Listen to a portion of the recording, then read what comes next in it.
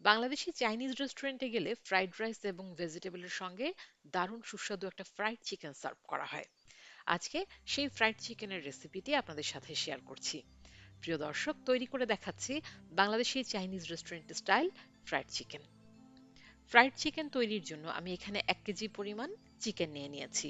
চিকেনগুলোকে আমি regular size করে কেটে নিয়েছি, অর্থাৎ ছোট ছোট সাইজ করে আমি এগুলোকে কেটে নিয়েছি এবং খুব ভালোভাবে আমি এগুলোকে ওয়াশ করে নিয়েছি। এবার একটা ছুরির সাহায্যে আমি চিকেনের গায়ে দাগ কেটে দেব, এতে করে মশলাগুলো বেশ ভালোভাবে ঢুকবে এবং চিকেনটাও প্রপারলি কুকড হবে। ভিডিওতে আপনারা দেখতে পাচ্ছেন আমি একটা ছুরির সাহায্যে খুব ভালোভাবে চিকেনের গায়ে দাগ কেটে দিচ্ছি।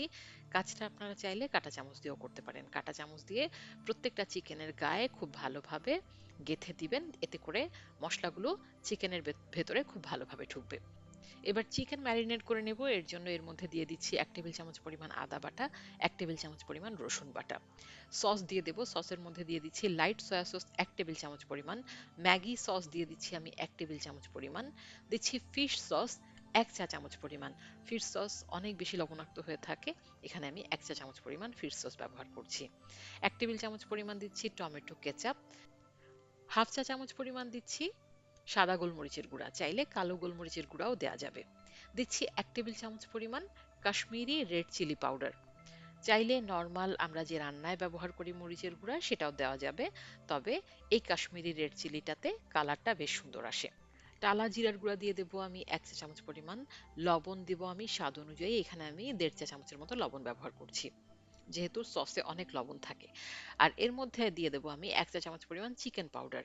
আমি হালাল চিকেন পাউডার ব্যবহার করছি 1 চা চামচ পরিমাণ। চিকেন পাউডার হাতের কাছে না থাকলে দিয়ে দেবেন টেস্টিং সল্ট। আর এখানে সামান্য একটু চিনি ব্যবহার করছি, এটা টেস্ট বাড়াবে। প্রায় হাফ টিস্পুনের মতো চিনি দিয়ে দিয়েছি। এবার খুব ভালোভাবে সমস্ত উপকরণ আমি মেখে নেব। ভালোভাবে উল্টে পাল্টে মাংসের ভেতরে যাতে মশলাগুলো ভালোভাবে ঢুকে সেজন্য বেশ ভালোভাবে এগুলো মেখে নিতে হবে। আর সেই সাথে আমি এখানে দিয়ে দেবো 1 চা চামচ পরিমাণ লেবুর রস। সমস্ত উপকরণ দিয়ে আমি এটাকে ঢেকে কমপক্ষে 1 ঘন্টার জন্য রেখে দেবো। তাহলে ফিরে আসছি 1 ঘন্টা পর। 1 ঘন্টা পর ফিরে এলাম, ঢাকনাটা উঠিয়ে নিচ্ছি। এবার এর মধ্যে আমি দিয়ে দেব একটা ডিম, দিচ্ছি 3 টেবিল চামচ পরিমাণ কর্নফ্লাওয়ার এবং সেই সাথে দেব 2 টেবিল চামচ পরিমাণ ময়দা। ডিম, ময়দা এবং কর্নফ্লাওয়ার দিয়ে বেশ ভালোভাবে আরো একবার এই চিকেনটাকে মেখে নিতে হবে।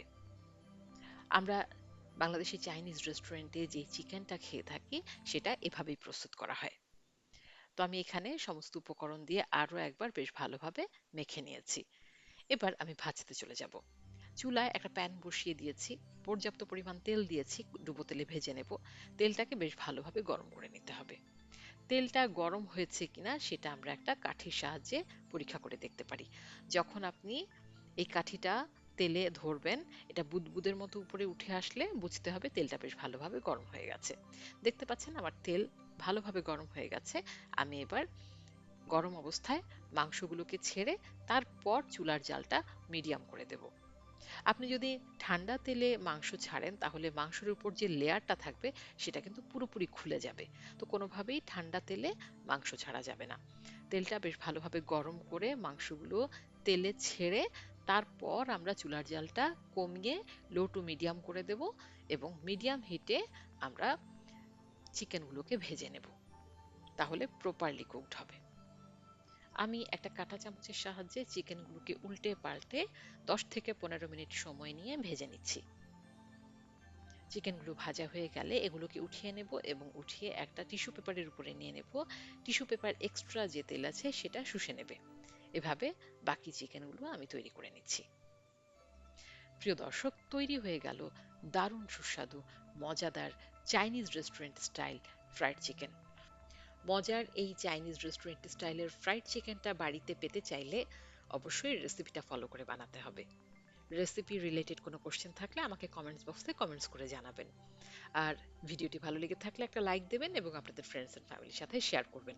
আজ তাহলে এই পর্যন্তই। সবাই অনেক অনেক অনেক ভালো থাকবেন। আল্লাহ হাফেজ।